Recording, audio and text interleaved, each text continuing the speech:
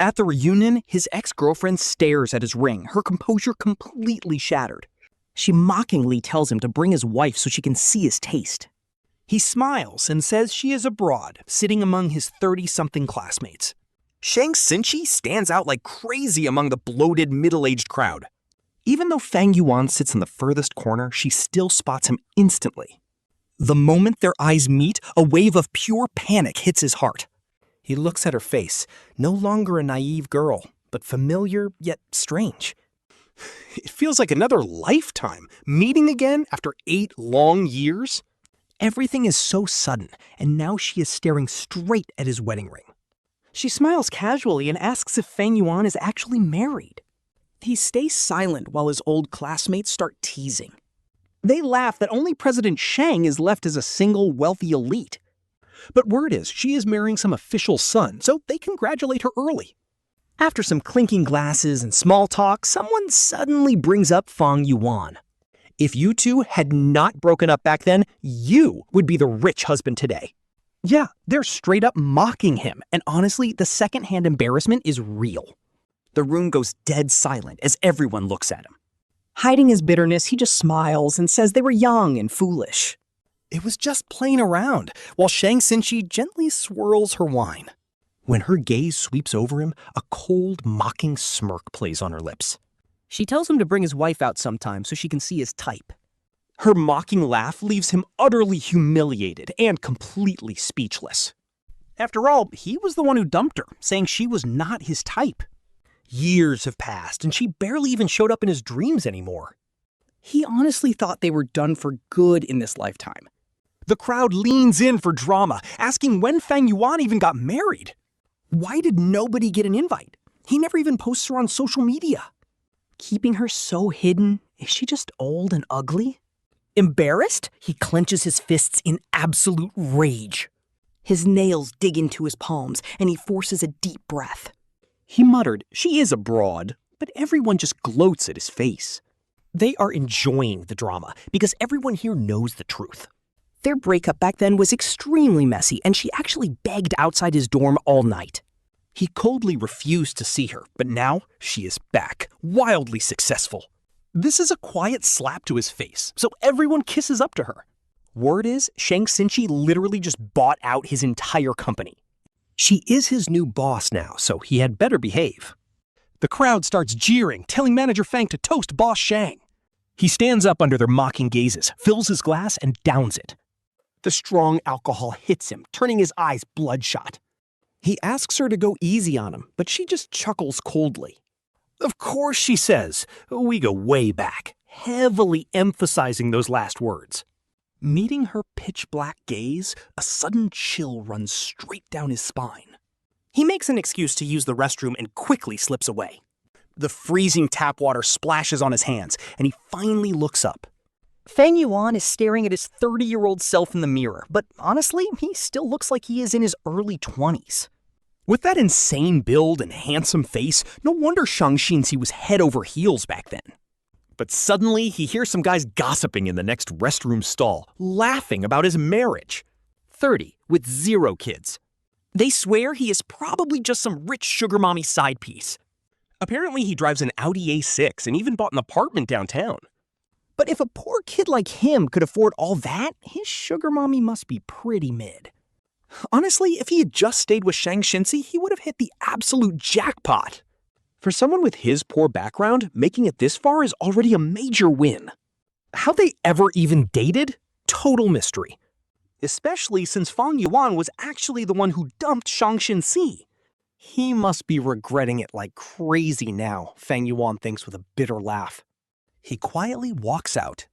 Not really, because sometimes you just have to say goodbye to things you cannot hold. He always knew Shang Xinci was destined for greatness from the start. She has always been a shining star, and that is true whether it was 10 years ago or right now. Indeed, she lived a life everyone envied. She was literally a wealthy campus beauty at 18 years old. Now at 30, she is a brilliant PhD returning from abroad, while everyone else was busy cramming for college exams. Her wealthy parents had already paved her path to elite universities overseas. He couldn't even buy a tiny house. While he was smugly proud of his $70,000 annual salary, she was already a multi-millionaire entrepreneur. She owns multiple luxury mansions. If 10 years ago Shang Xinci was his ultimate dream girl, now she is an impossible, untouchable dream. After all, she has been living abroad and never once showed up to class reunions. But get this for an insane twist. The daughter of the massive corporate giant that just acquired his entire company is actually Shang Xinci, meaning his ex-girlfriend just became his brand new boss. But looking at his massive monthly mortgage and car payments, he quickly swallows his urge to submit a resignation. Just wing it, he decides. She probably moved on ages ago anyway, so he pulls out his phone to book a driver. Freezing winter winds hit his face. Shivering from the biting cold, he stamps his feet and wraps his coat tighter. But his ride request keeps spinning until a sleek car suddenly pulls up. A stunning blue Rolls-Royce Phantom slowly glides to a stop, and the chauffeur gets out to open the door. The driver bows, calling out President Shang, and that is when he spots Shang Xinci. Flawless high fashion, radiating pure power. She throws a quick glance his way before raising her wrist to check her watch. Offering him a ride flatly, she watches as he quickly declines, calling the place too remote. He tells her thanks but no thanks, prompting her to ask if he is scared she still has feelings. 8 long years, she is done being desperate. She smirks coldly, asking if he really thinks she would be desperate enough to play side chick to a married man? Demanding a company report on the way, she makes sure he knows refusing would just look awkward. He awkwardly climbs in, introducing himself as the second project department manager. He explains that their project department currently has 3 teams, with a brand new one planned after the holidays. She responds with a cold, simple nod. He adds that his own team was formed 3 years ago, currently ranking number 1. Chao Yi promises they will do better next year, but Liang Chen still doesn't react. To break the awkward silence, she quickly promises to send him a detailed work summary. She mutters a quiet follow-up, but he completely ignores her, keeping the silence heavy. After what feels like an eternity, Liang Chen finally asks about this year's cultural festival. He drops another massive, awkward pause before casually mentioning his plans for restructuring the company. Now that they've been acquired by a massive corporation, he directly asks for her opinion. Honestly, this acquisition is a total mess, and it definitely has everyone on edge. While some are hyped for growth opportunities, others are absolutely terrified of the rumored layoffs. With everyone panicking about losing their jobs, Chao Yi has to play it safe. She says management's decisions are always made with the company's best interest in mind. All they can do as employees is cooperate and execute those decisions perfectly. She forces this professional answer out, but Liang Chen's gaze only grows deeper. Suddenly, he lets out a cold, effortless laugh, telling her she has really changed. He points out how slick she is now, while Chao Yi desperately suppresses her emotions. Voice flat, she simply replies that everyone eventually grows up.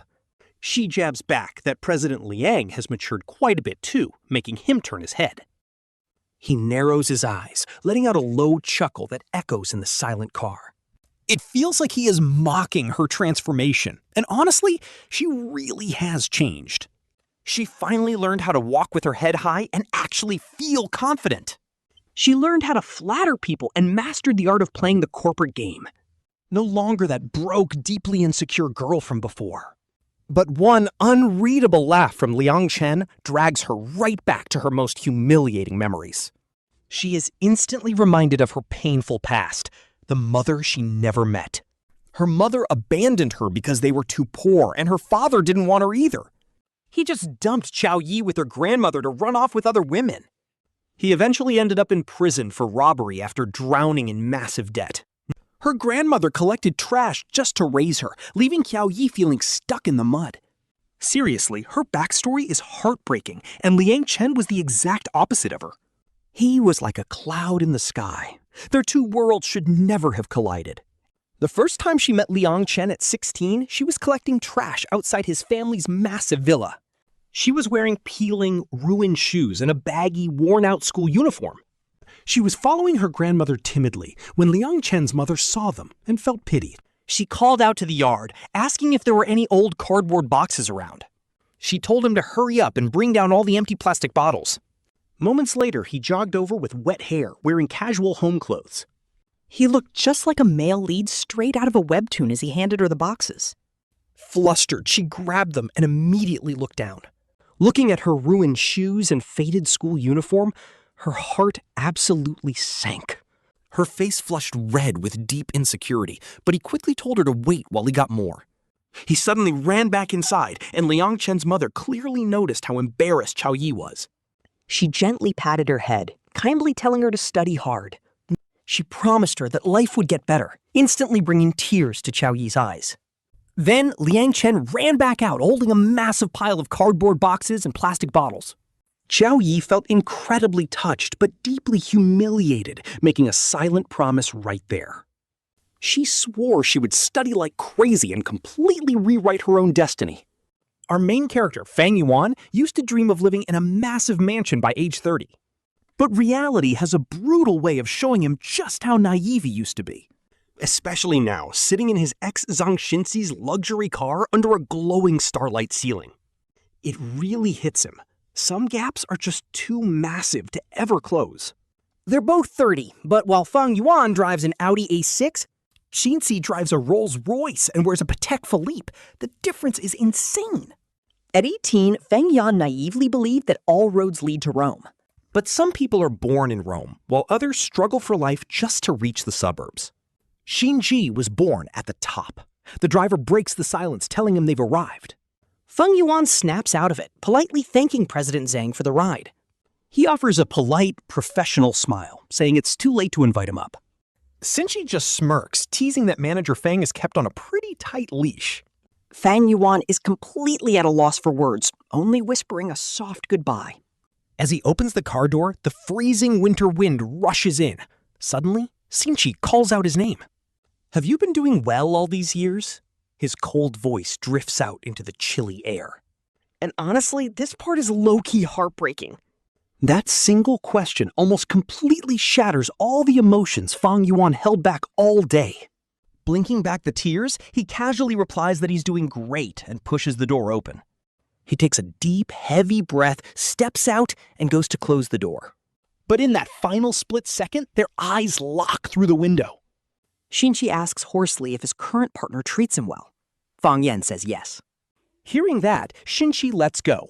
Fang Yuan hurriedly turns away, nearly tripping in his panic. But as he starts to walk away, Xinji calls out his name once more. Aren't you going to ask how I've been? He ignores the ache in his ankle. Fang Yuan slowly turns around to face his ex.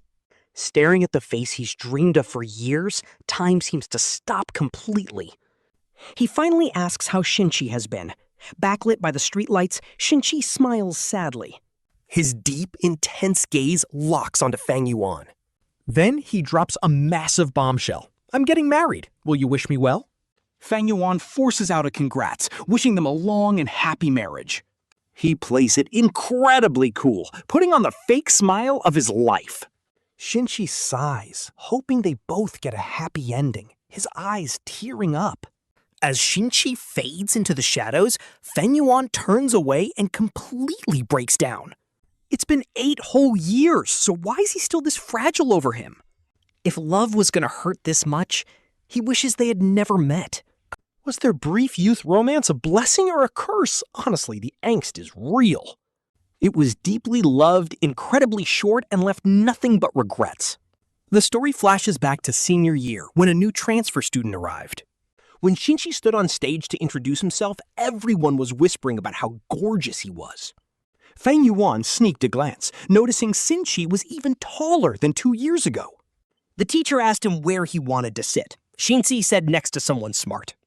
And quiet. And just like that, they became deskmates.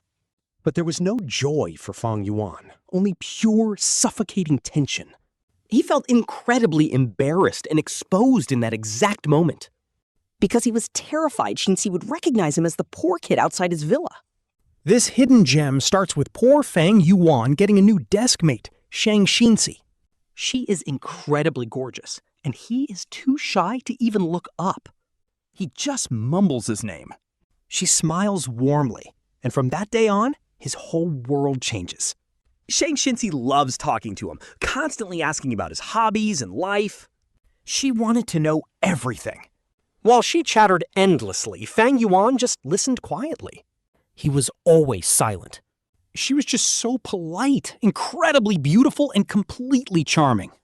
Honestly, every single guy in class had a massive crush on her. They made him pass her their letters. Because of his deep insecurity, he hated doing it. Confessing felt terrifying. One day, he hands her a letter, but she says she already likes someone. She sighs, wondering when her crush will finally write to her. Then she suddenly turns to him. She asks what he would write in his own love letter.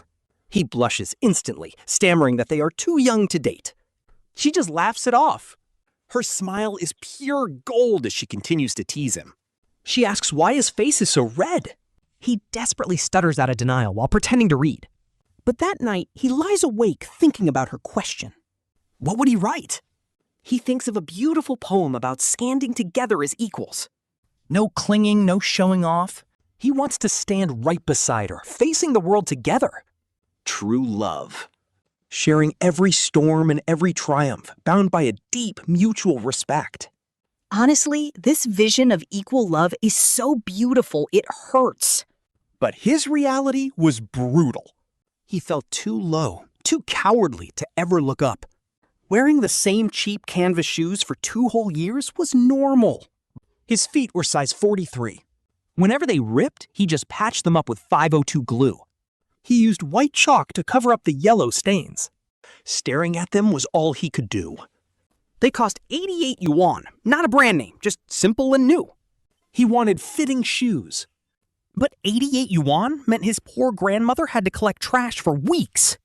Seeing her struggle to walk, he always forced his desires down. Eventually, he watched another mother buy those exact shoes for her son. She made sure they fit. This part is low-key heartbreaking. He wondered if a mother would do that for him. But he has never met his mother, and PE class requires real sneakers. Fang Yuan was the only one without sneakers. The teacher looked at his shoes, quite annoyed, asking why he did not follow the dress code. Demanding how he was supposed to run in those, everyone stared, making him lower his head in pure embarrassment. He had to lie and say he forgot, but then, one day after school, things changed. Shangxin Ci suddenly sneaks up right behind him and loudly calls out his name. Wishing him a happy birthday, she flashes a bright, beautiful smile. Her ponytail sways back and forth, somehow catching the golden glow of the sunset perfectly. She playfully asks if he is totally surprised. Turns out she sneaked a peek at his ID card just to find out his birth date. At this point, Fang Yuan is completely stunned and has no idea how to react. Presenting his birthday gift, she pulls a shopping bag from behind her back. Shoving it into his hands, she tells him not to think too little of it. She claims the shoes were free on a buy-one-get-one deal, showing off her own pair.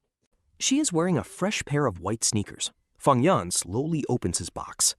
Inside is the exact same style, but in black. And honestly, that brand is insanely expensive. They are only sold in luxury malls. He thanks her, but tells Shangxin Ci that he simply cannot accept this. Shangxin Ci gets confused, asking why he is acting so formal. Panicked, he quietly explains that the sneakers are just way too pricey. He repeats that he cannot take them, but she insists she literally did not pay a cent. To prove it, she pulls out the receipt and points right at the 0 yuan total. Even when she asks if he is looking down on her, Fang Yuan keeps declining. Getting a little frustrated, she reminds him how long they have been desk partners. She asks if he does not see her as a friend, making him quickly scramble to deny it. Softening her voice, she says these aren't free and are actually a tuition fee. She explains she needs to pass the TOEFL, but her English is honestly terrible. If she fails, her mom will absolutely destroy her, so she begs him to tutor her. Since he is just staring at the ground, she starts circling him, begging for help. Pointing out that normal tutors charge 100 yuan an hour, she says she is getting a steal. Before he can even process this, she cuts him off and declares the deal is officially made. Then she gently pats his hair, offering him some incredibly sweet encouragement. She promises him things will get better. This immediately reminds him of a moment 2 years ago. Shangxin Ci's mother had patted his head the exact same way in front of their massive villa, telling the young man to study hard because his life would eventually turn around. Honestly, both mother and daughter are so incredibly kind, seeing right through his struggle. And yet, they always chose to protect his fragile pride. Honestly, talk about a massive green flag. Standing under the gorgeous sunset, Shangxin Ci looks absolutely breathtaking in the light. Walking backward while facing him with her backpack on, she calls out his name. She playfully asks him to buy her a pair of glass slippers one day. Under the glowing sky, Shangxin Ci looks like a literal princess destined for glass slippers. But the sad truth is, he is definitely no prince. Still, from that day on, things changed. He spends an hour every single day tutoring Shangxin Ci in English after school. She is actually pretty smart and picks up on things incredibly fast. She understands concepts instantly, but it is also around this time that he begins to realize the massive gap between their worlds. Most of these rich kids will easily study abroad. Normal students are stressing over the brutal college entrance exams, desperately trying to survive. But her wealthy parents have already paved a flawless path for her to attend a top-tier Ivy League school. This reality gap is low-key heartbreaking. They say a year's tuition there costs hundreds of thousands, a complete astronomical sum for Fang Yuan. Especially since he almost had to drop out over 1,200 yuan when his school suddenly added a 2,000 yuan fee. His family only managed to scrape together 800 yuan, leaving his grandmother too worried to sleep all night. Fang Yuan had to build up serious courage just to ask his teacher for a little more time. But they were just too poor, though the teacher did see how much he was struggling. So that year, the teacher decided to start a donation drive right in class. His classmates started pitching in their spare pocket money, some giving 10 yuan, others 20. Some even gave 50, all while looking at him with pity as he stood up on the stage. He had to bow and thank every single one of them, with his pride completely shattered on the floor. It was brutal, real secondhand pain, but right after that, Shang Xinci angrily drags him off the stage and aggressively returns every single cent of that charity money. And right after, she quietly pays off the rest of his tuition. She corners him afterward, demanding to know why Fang Yuan didn't just tell her he was short on cash. She stares at him with pure anger, and Fang Yuan honestly has no idea what to say. He did not want her pity, and he definitely did not want to owe her any favors. He just wanted them to stand on equal ground, but the words wouldn't come out. So he just mutters that he will pay her back soon, thanks her, and gives a deep bow. That winter break, Fang Yuan goes straight to work at a fishing gear factory out in the suburbs. His job was painting fishing rods, but the chemical fumes were incredibly toxic and pungent. People literally warned that doing this long-term causes lung cancer, so everyone avoided it like the plague. But at 80 yuan a day, there were still desperate people forced to trade their health for cash. They were risking their lives for a paycheck, and once that brutal winter break finally ended, Fang Yuan finally hands the money back to Shangxin Ci, but her expression is completely freezing. She asks if he hates being in her debt that much, calling him by his nickname, Tang Yuan. As a top student who always aced his essays, he never expected to be totally speechless. All those thoughts just melt into silence. And after that day, things at school get super weird. Rumors start flying everywhere, with classmates whispering that the rich girl Shangxin Ci actually likes him. Others claim she just felt sorry for him, which low-key starts making Fang Yuan pretty anxious. He is actually scared. If you ask him if he has feelings for Shangxin Ci, the honest truth is he does not even dare to dream about liking a girl like her. He knows the massive gap between their worlds, and there is absolutely no future for them. So he starts actively avoiding her, which clearly builds up a ton of frustration inside her. But then, one day, this random toxic guy sitting right behind Fang Yuan decides to act up. He throws a coin at him with pure disrespect, telling him to take it as a handout. See, that guy liked Shangxin Ci and absolutely hated seeing her follow Fang Yuan around. And when Fang Yuan gets mad, the guy just laughs it off, saying it was just a joke. And then, boom, Shangxin Ci completely snaps. Are you two even close? Don't make jokes with him. She rips open her wallet, grabs every single bill, and slams them directly into his face. Mocking him with his exact same words, telling him not to get mad over a little joke. That is the first time anyone has ever seen her this furious, literally absolute demon mode. Unsurprisingly, both of their parents get called to the school. And on that exact same day, Shangxin Ci's gorgeous, elegant mother actually comes to find Fang Yuan directly. She greets her daughter's deskmate, mentioning how Shang Xinci suddenly insists on staying local for college. She asks him if he knows why she changed her mind, and Fang Yuan just shakes his head silently. True love is all about lifting each other up, not forcing someone to throw their future away. So her mom actually begs Fang Yuan to convince her to go, telling him she needs to think about her career. Fang Yuan hesitates for a long time before finally gathering the courage to go talk to Shang Xinci. He tells her she should study abroad for college, which leaves her looking completely shocked and deeply disappointed. She looks him in the eyes and asks if that is what he really wants. Fang Yuan stares at the floor, hesitating for a long time, before quietly telling her to go see the world for him. His mind is racing with a million different thoughts, but he can only manage to say those few painful words. But he promises to work hard too, wanting to stand proud right beside her like equals. Never look down on determined youth. They are both destined to shine in their own ways. Maybe they will meet at the top one day. She agrees, but makes him promise things stay exactly the same. Stop avoiding me, she demands. He agrees. She reaches out, gently pats his head, and promises that everything is going to be fine.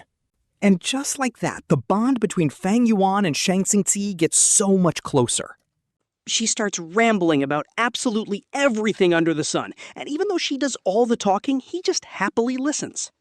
Sometimes he turns his head only to catch her staring at him with zero hesitation in her eyes. He instantly looks down to hide his blushing face, which only makes her chuckle softly. Blushing, Fang Yuan has to remind her, "Dingkia, Shangxin Ci, you are standing way too close." Of course, awkward moments are bound to happen, especially since she is so incredibly carefree. Now look at this. She completely misses the stain on her pants, so Fang Yuan immediately whips off his jacket. He wraps it around her waist, and the moment she realizes what happened, she gets incredibly flustered and embarrassed. He blushes and heads to the convenience store to buy pads, totally overwhelmed by all the different brands. Embarrassed, he scratches his head, explaining he had no idea which one to choose since they all look different. She blushes and accepts them, but then Fang Yuan mentions he heard girls need hot drinks during their periods. So he buys her a cup of warm milk tea and gently hands it over. Back then, it was that classic You Love It brand, endorsed by Jay Chou, and she just sips it with the happiest smile. Then she tilts her head and asks what Jay Chou meant by calling her his You Love It milk tea. She just stares at him. Fang Yuan pretends he doesn't know, so she teases him for being a top student with a perfect score of 135. How can he not know that, she jokes, but he just stays quiet because he obviously knows the real meaning. There's actually more to that sweet line. It means she is his milk tea, so he can hold her right in the palm of his hands. Standing under the beautiful sunset, Shangxin Ci looks up and asks Fang Yuan if he knows her absolute favorite Jay Chou song. She looks into his eyes and softly sings the lyrics about someone loving him for a very long time. Honestly, this hits so different. Fang Yuan had been walking in the dark, but now he finally found his sunny day. "Is it good?" she asks. He loves it. Shang Xinci playfully waves her hand, acting cute and bragging that she was just casually showing off. She promises to show him her real skills next time, but their remaining days before the big exam are running out fast. Separation looms closer as graduation night finally arrives. Shang Xinci walks up to the stage in a stunning formal gown and sits down at the piano. She plays that exact song again, singing softly about how someone loved him for a very long time. But the wind slowly blows them apart, even after they fought so hard just to love for one more day. And in the end, it seems they still have to say goodbye, because that is how their story must close. But some goodbyes are meant to be said with a smile as the entire crowd erupts in deafening applause. While Fang Yuan sits quietly in the audience, Shang Xinci looks down from the stage, their eyes locked in silent understanding. She flashes him a gentle smile, and though his face remains completely calm, his heart is absolutely racing. Basically, years later, Fang Yuan realizes that the look Shang Xinci gave her back then was low-key love. Back in that hot summer, she was doodling on the back of Shang Xinci's English textbook. She wrote down a love poem, and he set up her chat account with the password SPA123626. He was low-key scared she would forget him, so he used his own birthday for her new password. Eventually, she used that password for everything, and he even changed his accounts to match her. They both kept this sweet little secret, but when graduation day came, she completely skipped the party. She simply could not afford the split 100 yuan fee, but Shang Xinci still tracked her down.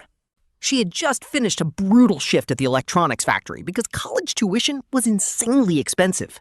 She had to grind for cash, and that is when he told her he was leaving in days. After a heavy silence, she wished him a safe flight, but he just smiled with sheer helplessness. He gently teased her about using the wrong phrase for a flight, but she had never flown before. He smiled, patting her head, and said it is totally fine because they would have plenty of chances later. He told her that since she is so smart, she would definitely become a billionaire one day. He was built different, constantly walking on eggshells just to protect her fragile self-esteem. So she reached into her pocket and pulled out an Ali keychain she had been holding onto. Knowing he loved the Ali character, she had carved out a little time every single night, making it piece by piece until she finally finished the handmade gift. But she lacked the courage to give it to him, fearing it was just too cheap and ordinary. She finally handed it over, nervously telling him not to look down on her small gift. Shang Xinci was shocked that she made it herself, calling it absolutely amazing as she blushed. He promised to cherish it forever because it was literally one of a kind in the world. But she never told Shang Xinci that the cute Ali keychain was actually part of a matching pair. She kept the other half for herself, and then the final moment came. Shang Xinci opened his arms for a hug, and she melted into his warm, sunny scent.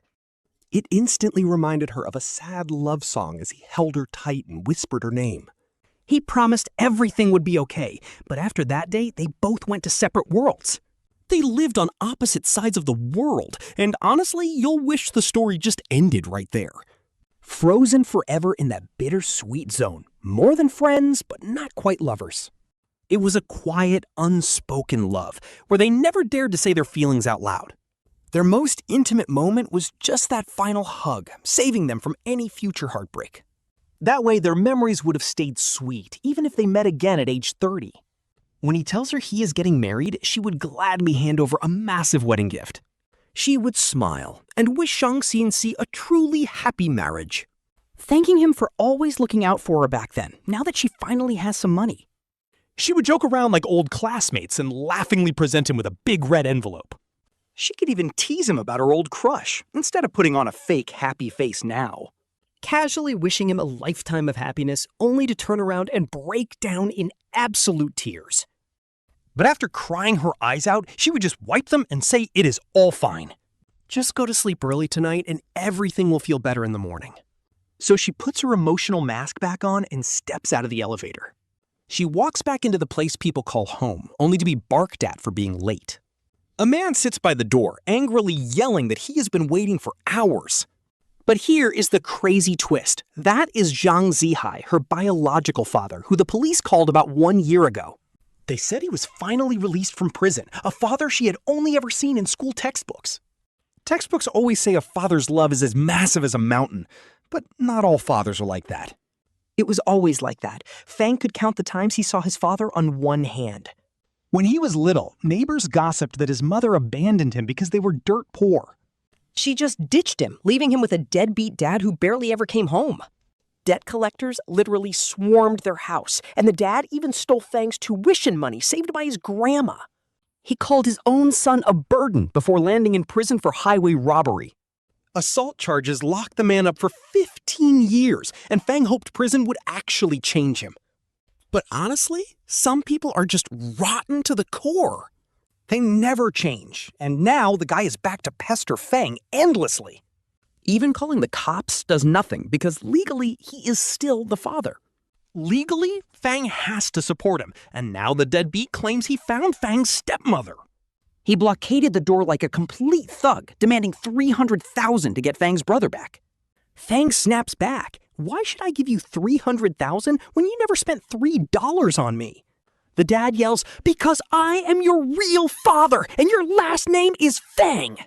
If my mother did not pay for your school, you would not be living this well. I am old and need a son to bury me, so hand over the cash. Fang refuses. I have no money, and even if I did, you are not getting a dime. The dad smirks. I have no shame, so I will just sit here and embarrass you. He wants the neighbors to see the unfilial son, starting another round of endless harassment. And honestly, who could blame him? This guy's like a parasite, ruining Fang's life. Honestly, it is enough to drive anyone crazy, so Fang just puts on his earplugs.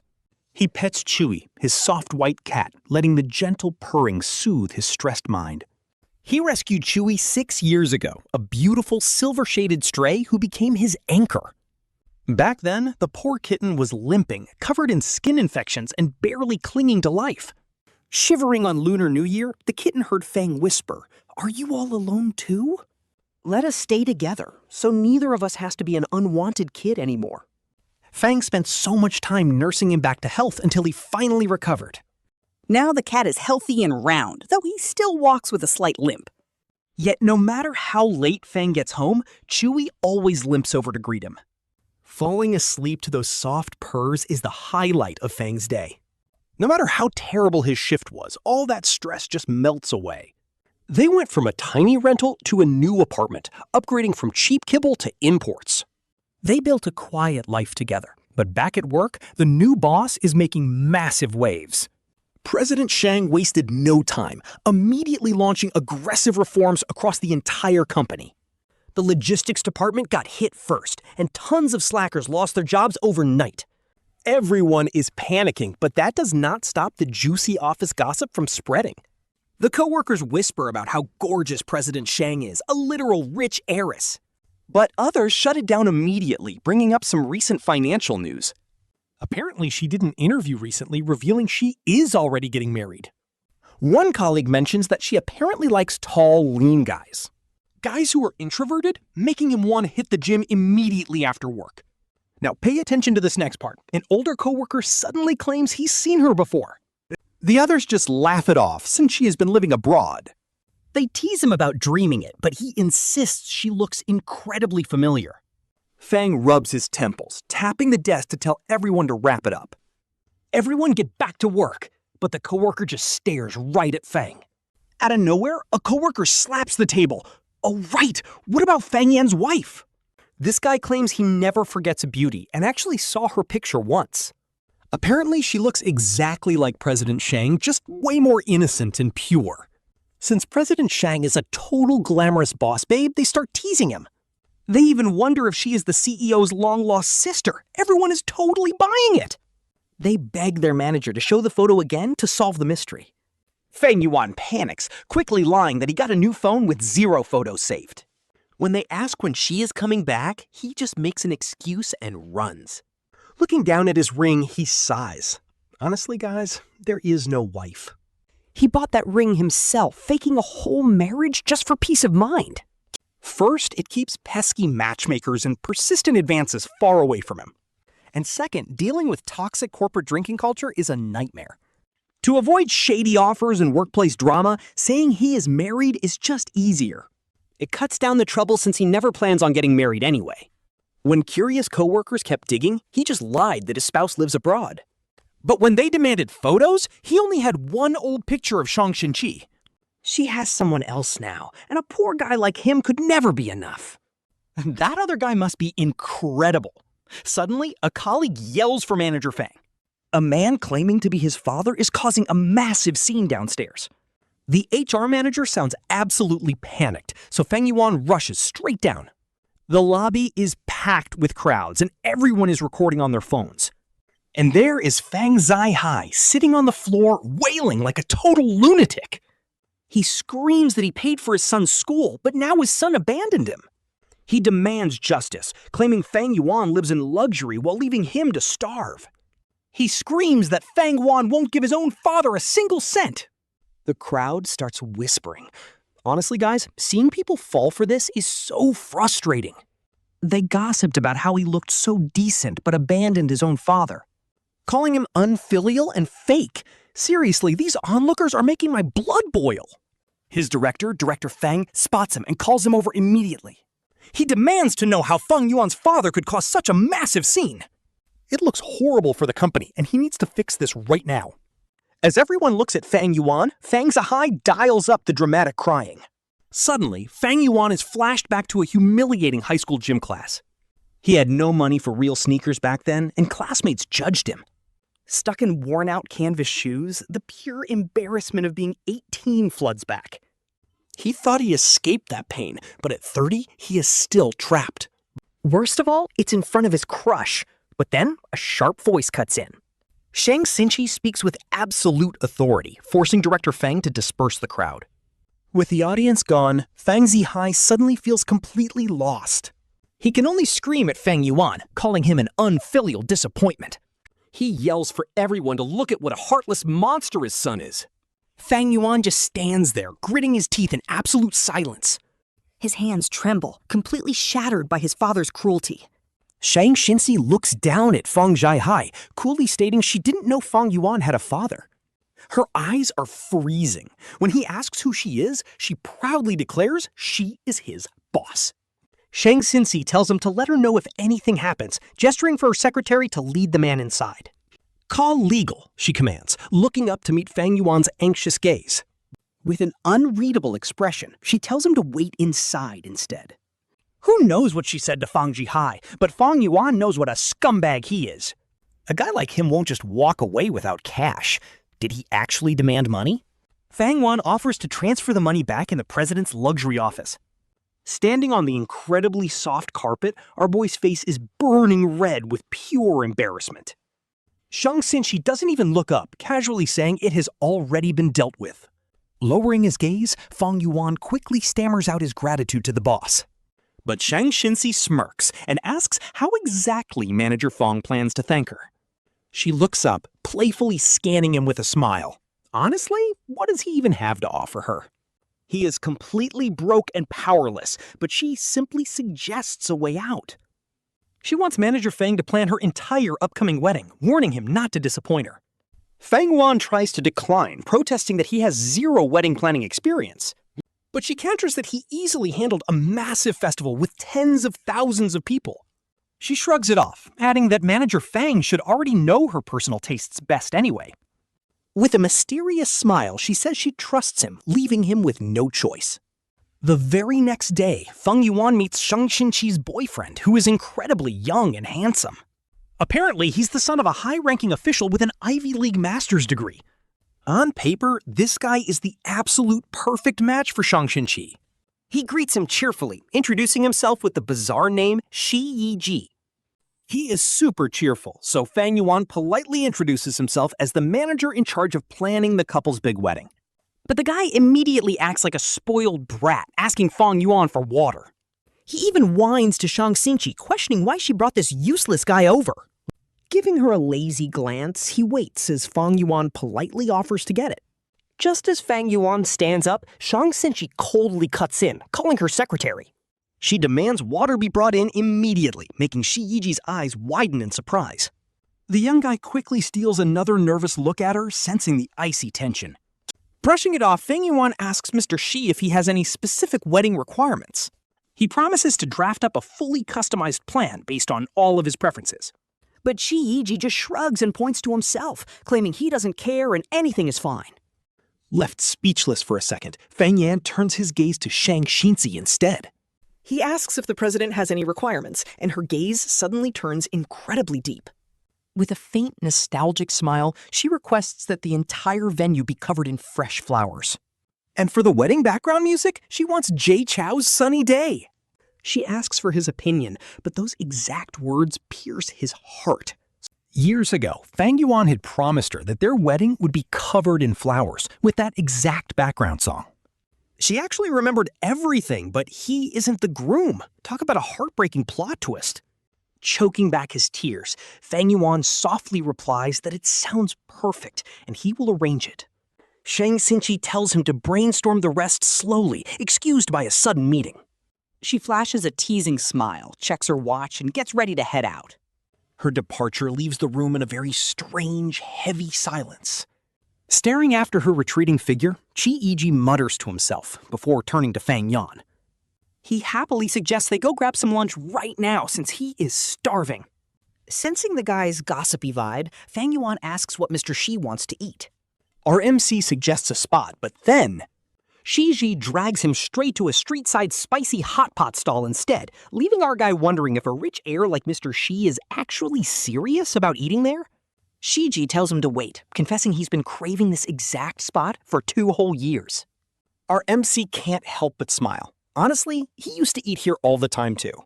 He's just surprised to see a wealthy young master here, while Shiji completely ignores him and starts stuffing his face. Shiji complains that food abroad tastes like pig feed and says this hot pot place has been around for ages. Back then, his sister never let him eat it, so he always snuck out. At this point, our MC asks if Mr. Shi really has no expectations for his own wedding. He couldn't help but ask because, let's be real, everyone dreams of a memorable wedding, but Shiji just scoffs and reminds him that it's nothing but an arranged business marriage. Our MC can't help but ask another burning question. Does he really not like Shang Xinci? Shiji shrugs and casually shoots back. Why on earth would I have to like him? Our guy awkwardly apologizes, smiling sheepishly as he mentions he just thought the two of them seemed like a pretty good match. Shiji agrees, noting that Shang Xinci has a perfect background and makes absolute bank. He's got the looks and the Ivy League education, but then Shiji suddenly stares right at our MC and asks if he likes him. Shiji looks at him with a teasing grin, making our MC quickly wave it off, saying he could never dare to aim that high. Shiji just shakes his head, asking if the two of them used to know each other. Our MC's heart immediately skips a beat as he asks how he knew, only for Shiji to say he just guessed it. With a soft smile, Shiji explains that you can never truly hide the way you look at someone you love, and just because people are a good match doesn't mean love will follow. And just because you love someone doesn't mean you're meant to be together either. Then he offers to share a secret. He reveals that the person he loves has a terrible temper and is super violent, leaving our MC totally stunned. Shiji asks if he looks like a good match for that person, but notes that they are just standing by, watching him marry someone else. Shiji lets out another casual laugh. But yeah, that is probably just how the adult world works. Ouch, that reality check hits hard. Whether you love someone, can be together, and can marry are 3 completely different things. Suddenly feeling down, Shiji pouts and begs our MC to go out drinking with him. He literally grabs our MC by the sleeve and drags him straight to a lively bar. Boasting that this is his usual spot, CG immediately orders a bottle of premium Ace of Spades champagne. He orders 10 hostesses to accompany them, completely at home amidst the loud, blasting music. Swirling his glass, he throws an arm around our MC and points toward a lineup of girls. He tells our MC to pick whichever one he likes, leaving our guy feeling incredibly awkward and out of place. Our MC tries to decline, but Shiji just points at a few girls and tells them to take great care of his brother. Our MC keeps waving them off, silently amazed at how wild and out-of-control kids these days can get. Shiji downs cup after cup, but the problem is, his tolerance is absolute garbage. He gets completely wasted in no time, and our MC spends ages trying to ask where he lives. The drunk kid just mumbles that he doesn't have a home anymore, forcing our MC to call Shang Xinci to come pick him up. Meanwhile, Shiji is dragging the hostesses around, jumping and dancing like he is having the time of his life. Our MC is totally lost on what to do, until out of absolutely nowhere, a tall girl with freezing cold eyes and an insanely powerful, terrifying aura steps into the room. She frowns deeply at the drunk, chaotic Shiji and straight up kicks him onto the floor without a second thought. But then she turns to our MC with a polite smile, introducing herself as his older sister and saying Shiji is going home now. She commands the hostesses to take good care of the guest, and they quickly agree, turning to our MC to offer him another drink. They tease him for being so cold, leaving our guy feeling completely overwhelmed and extremely out of his element. Talk about worst timing ever. Shang Xinci had appeared out of nowhere, mockingly asking if ordering 10 girls is how he likes to party. His low, teasing laughter echoes through the intimate, dimly lit space, sending shivers down our MC's spine. Our MC instantly panics, realizing his only buffer, Mr. Shi, had already been dragged away by his sister. Fang Yuan is sweating bullets, hoping she doesn't think he hired those 10 guys, but Shang Xinci steps right up. She literally sits right on his lap, wraps her arms around his neck, and whispers. As their eyes lock, he realizes the girl she was with wasn't her sister. It was actually her ex-girlfriend. At this point, Shang Xinci leans even closer. Her hot breath hits his face as she whispers, "Fang Yuan, why don't we just have an affair?" With a playful smile, she tells him she heard he found a substitute who looks just like her. She asks, "Didn't you say you don't like my type? So how about you explain this?" Fang Yuan tries to look away, but she cups his face, murmuring that the real deal is finally back. She asks when he is getting a divorce, but he grits his teeth and whispers back, "I am not." With a cold sneer, she reaches out and pulls the ring right off his ring finger. And throws it away. Fang Yuan is completely shocked and yells, "Shang Xinci, what are you doing?" She mocks him, asking why he's wearing that trash when he isn't married, unless he's scared she will keep chasing him. Staring coldly with a mocking smile, she waits as he quickly replies, "Of course not." Fang Yan asks how President Shang could do something so ridiculous, but she sighs, saying she has already done plenty of ridiculous things. Laughing at herself, she leans down and kisses him right on the lips. She bites down brutally, as if venting all her frustration, leaving a dull ache in his heart. His eyes grow hot, and as she kisses him, she starts crying out his name. She asks if he ever missed her all these years. He lies and says no, but honestly, how could he not? For all those years, she was the only one in his dreams, and he constantly has this recurring dream. In this dream, when he turns 30 years old, he runs into Shangxin Ci again. She has already married a blonde husband and had a cute mixed-blood baby of her own. At a quiet street corner, the two of them suddenly run into each other. Her child looks up and asks her, "Mom, who is this uncle?" The kid says he keeps staring at her, while Shang-Chi just glances at Fang Yuan. She calmly replies that he seems like an old classmate from school, but she cannot really remember. The kid asks his name, but in reality, Shangxin Ci's cold voice echoes, "Fang Yuan, what did I actually mean to you?" Back in reality, Shang Xinci stares at him coldly and asks him what she did wrong. She asks why he treated her like that, and why he immediately turned around to love someone else. Fang Yuan bows his head, completely losing control of his tears as she looks at him with bloodshot eyes. She begs to know why he could never just comfort her, while he stares at her, still trapped in that dream of her at 30. Suddenly, a gentle voice echoes in his mind, calling out his name. It tells him, if you want to be happy, don't stay too sober, just be brave once more. But another voice warns him, "Fang Yuan, you need to accept that you and this girl have absolutely no future left." There is no way in this lifetime, so he just says, "I am sorry, but I do not love you anymore." He tells her it is raining outside, and those sunny, happy days are now just fleeting autumn dreams. He realizes they can never go back to the magic of their youth, no matter how hard they try. Young love is like a wild rose blooming in the mountains, where you would gladly throw everything away for a single heartbeat. It is pure and beautiful, but he is 30 years old now, and life does not work like that anymore. Like the book says, when you are young, falling in love with anything is perfectly fine.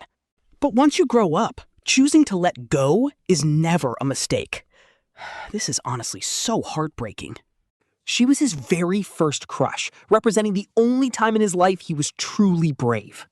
Just a fleeting joy and a lifetime of lingering regrets. The relationship and eventual breakup back then. There was no crazy drama or betrayal, if you really want to know why they split. They simply loved each other, but were not compatible. After college, Shang Xinci used to text him on QQ constantly, but they were always separated by a 12-hour time difference. His daytime is her nighttime, but she always calls Fang Yuan. "You are 12 hours ahead of me. You get to see the moon first," she says. "In 12 hours, we will see the same sky. Tell the moon I love you." She constantly leaves messages on his feed saying, "Fang Yuan, I went to Niagara Falls today and it is absolutely massive." Then she goes, "Fang Yuan, I visited the Empire State Building today. You can see all of New York from the top." And she says, "Fang Yan, once you start making bank, we are going on a shopping spree on Fifth Avenue. Fang Yuan, I went on a hot air balloon today. It is honestly so romantic." But she feels like something is missing. Meanwhile, he is busy grinding at work or studying. In his world, free cafeteria soup disappears after 12:30. He literally keeps his mobile data off, waiting until midnight to save money. working a restaurant job for $6 an hour, finishing late at 9 p.m. They are on opposite sides of the world, living completely different lives. You would think they would just stay like this, but then a sudden phone call changes everything. His roommate suddenly blurts out, "Fang Yuan, I heard that class rep Liu Ruyan likes you." And she hears it right through the phone. Shangxin Ci instantly asks, "Who is Liu Ruyan?" He tells her she is just the class rep, but she asks, "Is she pretty?" He says she is okay, but they have barely even spoken. Honestly, they are just two poor students from the countryside trying to survive. Both grew up without fathers. They only ran into each other at the cheapest food stalls, or while grabbing the free cafeteria soup. But whenever he is rushing to his part-time jobs, She always saves him a seat. Shangxin Ci asks, "So, do you like her?" "No," he says, "definitely not." Then she asks, "Do you like me?" He stammers, "I actually like you a lot. No, wait, I really, really love you. Do you want to ask me out?" That sudden confession completely blindsides him. Talk about a plot twist. The very next day, she literally shows up at his college. She says a real confession has to be face-to-face. "Fang Yuan, will you ask me out?" "I am super easy to get. Just tell me you like me," she says. "And I am officially your girlfriend." Standing in the sunlight, she is absolutely glowing. He finally says it. "Shangxin Ci, I like you. I really, really like you." That was the single most reckless, courageous moment of his entire life. She happily jumps straight into his arms. Right then, they walk hand in hand through every corner of the campus, finding a quiet path. He leans down to steal a kiss. She tries to act cool, but her face is completely flushed. And just like that, their long-distance romance begins. Honestly, she can be so adorable and clingy. If he does not reply fast enough, She spams his phone, teasingly asking if he's talking to other girls. He has to explain he is working or in class, but she just pouts and demands attention. He has no idea how to tease back, so she smirks. "Call me baby, and you are forgiven." our boy is way too old-fashioned, so she always teases him until he gives in. She gets jealous easily, but she is also so simple to please. She genuinely understands his struggles and always protects his pride. Knowing he will not accept pricey gifts, she only mails him affordable, sweet things. And whenever she can, she flies back just to hold him, hug him, and kiss him. Honestly, this story is low-key heartbreaking from the start. Fang Yuan loved his girlfriend, but he always refused that final intimate step. He was just too terrified that he couldn't give her a secure future. He didn't want to hold her back if she fell too deep for him. But she always got upset over this, thinking he didn't love her enough. Seeing his worn-out shoes one year, she bought him a brand new pair for his birthday. The box was covered in foreign words, and back then, he had no idea what the brand even was. She just smiled and told him it was a cheap little birthday gift. He treasured them too much to ever wear them. But then, his beloved grandma suddenly suffered a terrible fall. She broke her hip and needed immediate surgery, but they were still short 3,200 yuan. His grandma wept, begging him to stop since she was already old and ready to go. But Fang Yuan lied to comfort her, claiming the hospital bills were fully covered by the government. He promised she would live to 100 and that he would buy her a massive house after graduation. He was going to treat her to the best food and travel the world with her. She smiled, telling her sweet Yuan that he was the absolute best, and she couldn't wait. Still, the bill was brutal, so after hesitating for hours, he finally called Shangxin Ci. He swallowed his pride to ask for 3,200 yuan, promising to pay her back with his upcoming scholarship. At that exact moment, his self-esteem completely shattered. This pain is so real, guys. But Shangxin Ci immediately transferred 10,000 yuan, asking him if it was enough. He stubbornly accepted only the 3,200, but she gently comforted him. She reminded him that he was her boyfriend now, and one day, her husband. He would have to earn money to support her later, and she would handle all their savings. She was going to micromanage every single cent of his allowance. This was just an early test run, and though she knew how fiercely proud he was, she simply couldn't bear to see him suffer like this. Hearing her words, Fang Yuan broke down and sobbed the moment the call ended. And then boom, the very next day, she unexpectedly showed up right in front of him. They visited Grandma together, and she stayed right by his side outside the operating room. Holding his hand tightly through the agonizing wait, his grandma's surgery went perfectly. Seeing them together, the old woman smiled with relief, happy that Yuan finally had someone. She felt she could die in peace, but Shang Xinci quickly told her she wasn't allowed to leave yet. She insisted Grandma had to stay around to watch them get married and help raise their kids. Grandma laughed happily, promising to hang on to see her future great-grandchildren.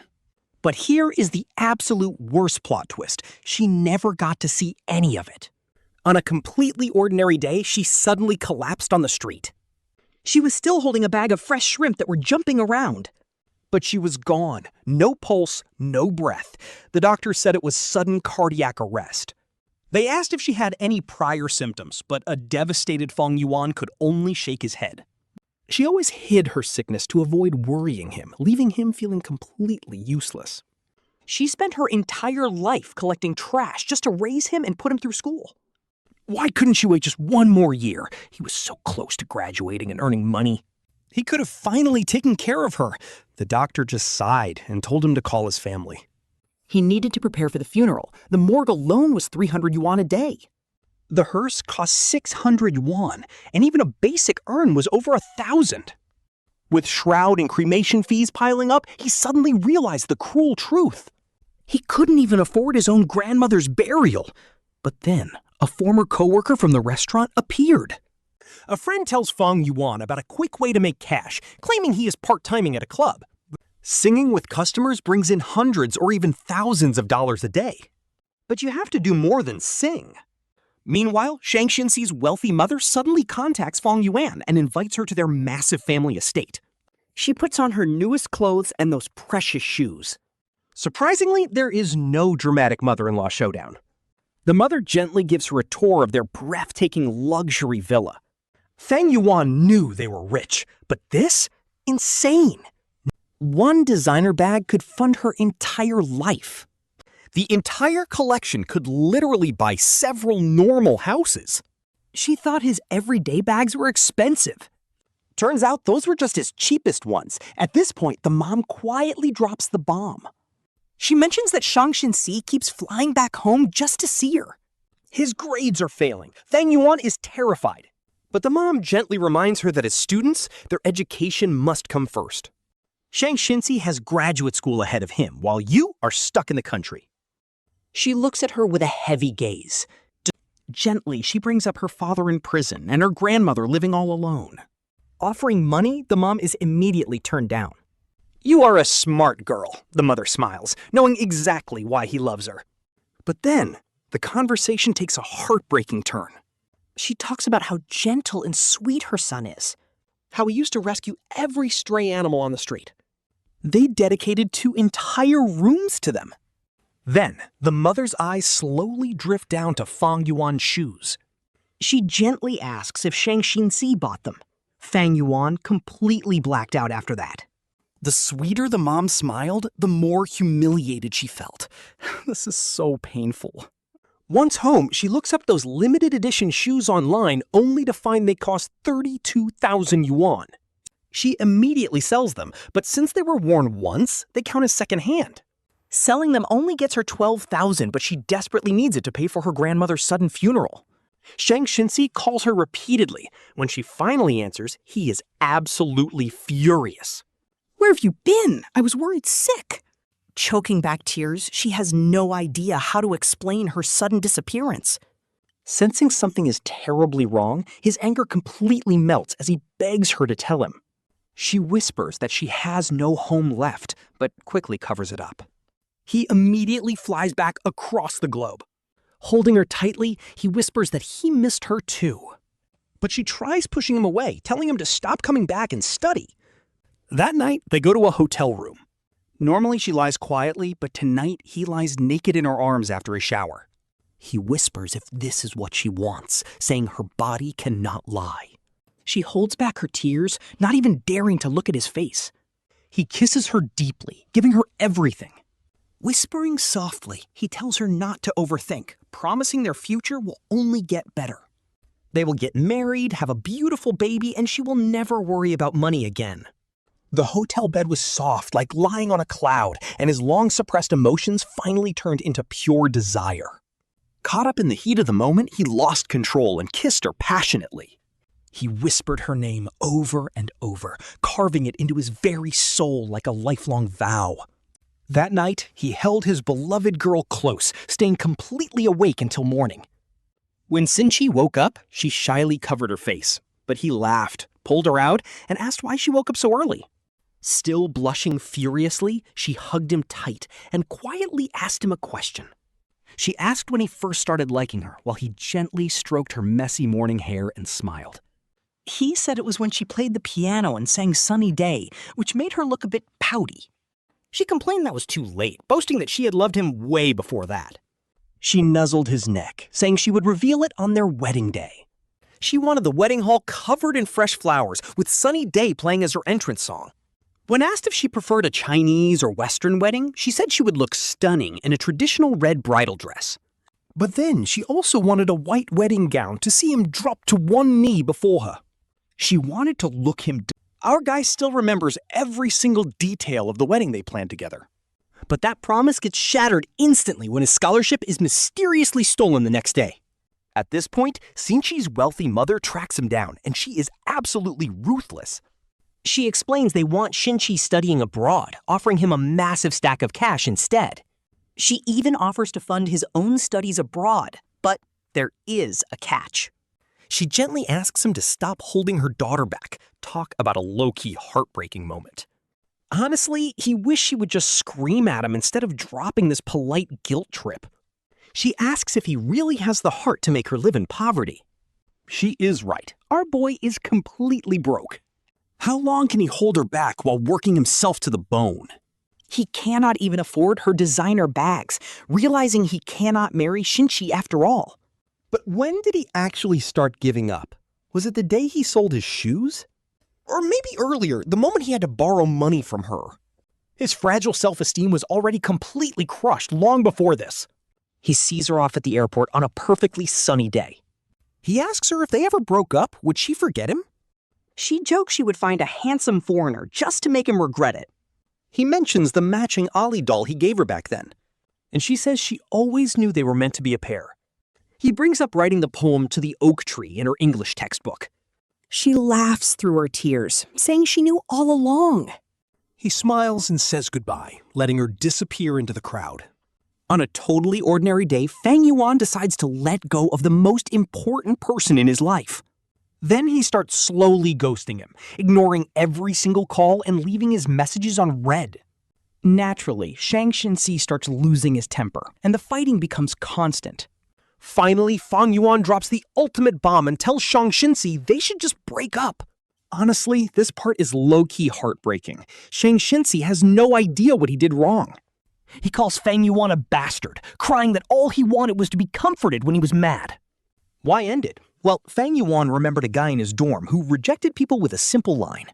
That guy always said, "You are not my type," so Fang Yuan repeated those cold words to Shang Xinci. But Shang Xinci calls him out on his nonsense. They have literally been dating for 2 whole years. She claimed he wasn't her type, but then she stood under his dorm waiting all night. He looked down from his window, never understanding those romantic novel descriptions. That day, he felt real heartbreak. His chest felt so incredibly tight, every single breath sending a sharp wave of pain. Eventually, her mother dragged her away. And just like that, they never met again. She used to hate characters who couldn't just speak up, calling them totally unworthy of love, deserving of misery. But when you are insecure to your core, how do you speak? She was so perfect, he gladly accepted the tragic end. Love bloomed wildly like weeds, only to fade away like the ocean tides. Regret is just life. Trying to forget her, but those memories kept haunting him like a straight-up nightmare. At this point, staying busy became his only cure, forcing himself to stay disciplined. Grind and make bank. Right after graduation, he survived in a 500 yuan shared room every month. 2 years fly by. But because he refused to drink with a client, his boss snapped. Pack your bags. Standing in the freezing wind for 30 minutes only to realize the last bus was gone. He walked down the pitch-black streets with absolutely no place to go. None of those glowing windows belonged to him. Talk about a breakdown moment. But suddenly, a familiar voice called out, "Fang Yuan!" He looked up and saw Liu Ruyan standing right there. "It really is you." He awkwardly explained he missed his bus, and she asked if he lived far. "Hop on my scooter," telling him not to mind the simple ride, especially since it was Christmas. They exchanged contacts. She messaged him constantly, and eventually even a clueless guy would get the hint. "I don't want to date." He stayed completely silent, but she confessed she had a massive crush on him. Friends. That's all she asked. Since she was in graduate school, she had plenty of free time on her hands. She showed her care through actions rather than words. She cooked for him. Back then, milk tea was getting wild and tasting better than ever. He still missed his first love. The girl who sang Sunny Day to him and always called his name. But everything shattered when her mother cornered him. "Stay away from my daughter." Saying his father was a criminal and being together would ruin her life. His family background was a complete deal breaker. He finally woke up to the brutal reality of this world. At the end of the day, we are all just walking this path alone. A lone wolf on an endless grind.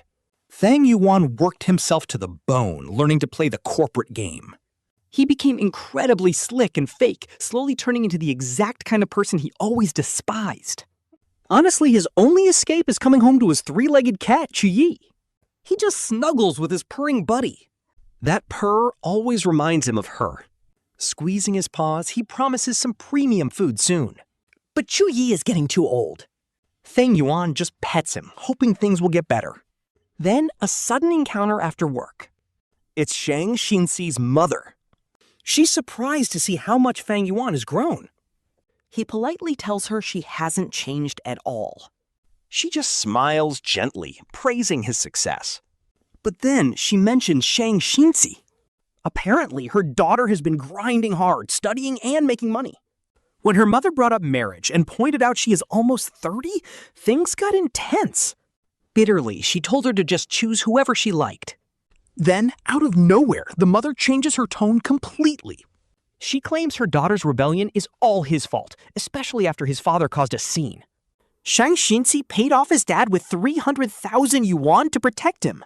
This time, he doesn't look down. He looks her dead in the eye, admitting he grew up motherless. He can't empathize with her, but he has never held a grudge either. He reminds her of when he was 16. She had respected him back then, giving him hope. But he's not 18 anymore. He is 30 now. He tells her she doesn't need to walk on eggshells to protect his ego. He promises he won't ruin her daughter's life. He guarantees he will pay back every single cent of that 300,000 yuan. He actually has the cash now. He is incredibly calm, until she drops a massive truth bomb. He freezes when she reveals Shang Xinci had an abortion for him 10 years ago. She brutally demands to know how much longer he plans to keep ruining her daughter's life. After immediately returning the money, Fang Yuan goes out and buys diamond-studded heels. He leaves them at the front desk. The receptionist literally asks if they are real-life glass slippers. And honestly, this scene hits so deep because it throws him back to when they were 18. She had sweetly demanded glass slippers from him one day. She was his princess, deserving of everything beautiful. Fang Yuan doesn't even drive home. He just starts walking. Street walking was his therapy. He just loses himself in the rushing crowds and neon lights. Feeling as tiny as an ant in this massive city actually makes his heavy heart feel lighter. All around him, digital screens flash sweet Valentine's Day confessions. He always said the person he loved already loved him back at 20. As for whose wife she becomes at 25, or whose mother she is at 30, he just wishes her well. Shen Shizhi scoffed at this. She completely rejected his hollow wishes. She whispered from behind him that she did not want to wish him happiness either. Fang Yuan, we can calculate money, she asks, but what about our feelings? He just stares at her as the night wind gently rustles her trench coat. He finally asks the burning question, Shen Shizhi, was I really not enough? Were you pregnant back then? Fighting back his tears, he asks if they were actually supposed to have a child together.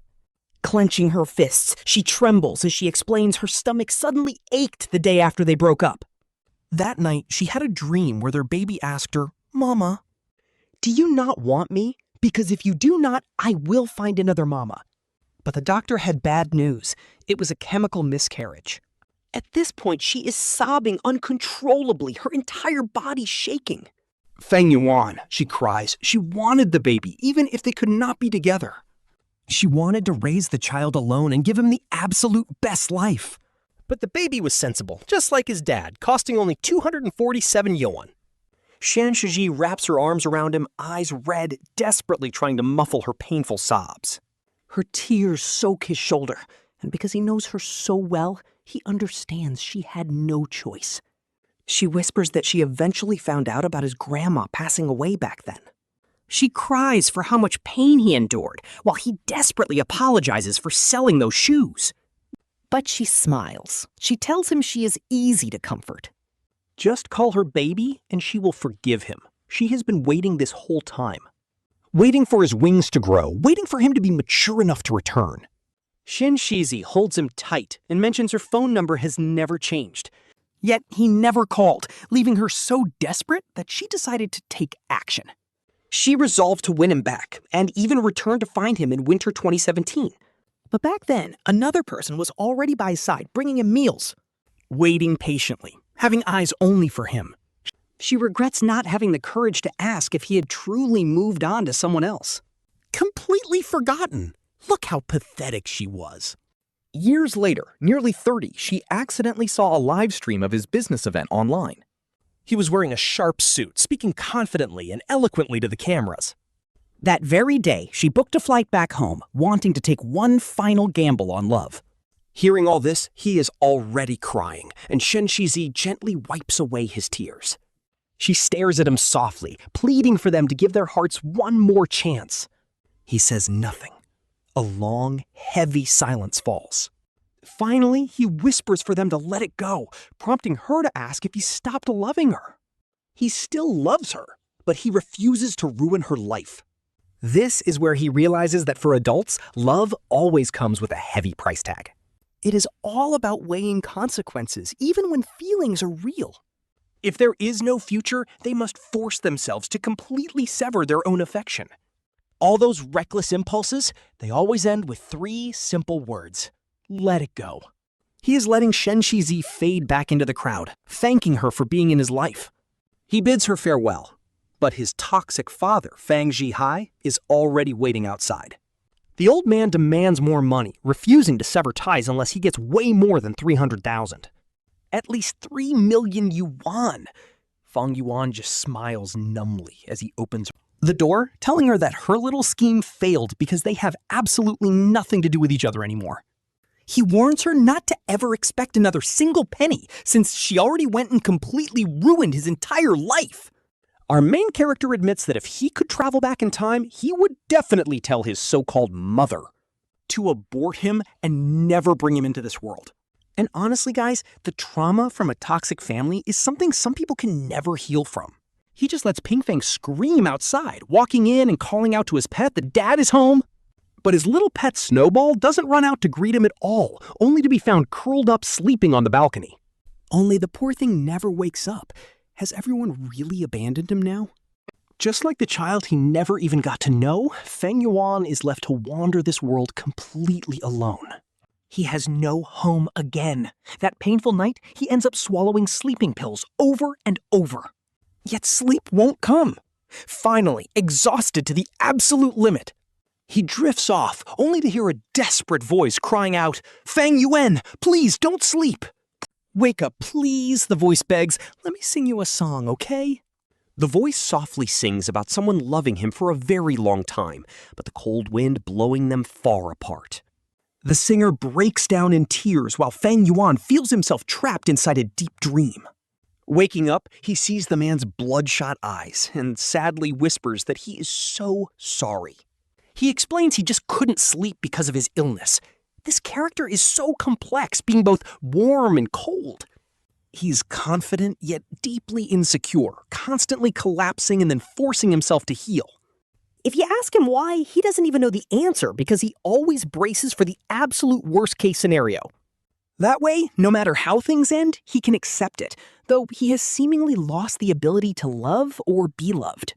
He locks himself in a fortress of his own making, suffering in silence, and his lover desperately wants to save him.